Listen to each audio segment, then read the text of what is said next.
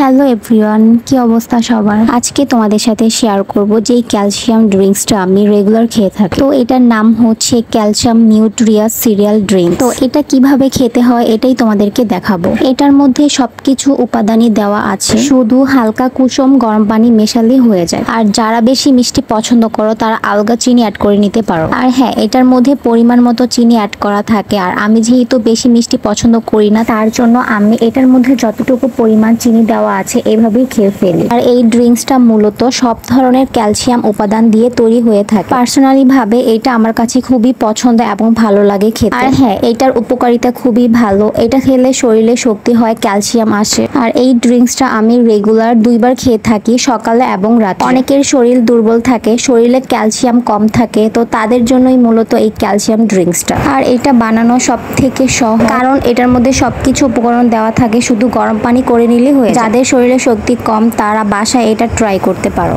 এটা আমি মূলত 4 থেকে 5 মাস ধরে খাচ্ছি। এটার উপকারিতা আমার কাছে খুবই ভালো লেগেছে। তো আজকের ভিডিওটা ছিল এই অবধি। আশা করি ভিডিওটা সবার কাছে ভালো লাগবে।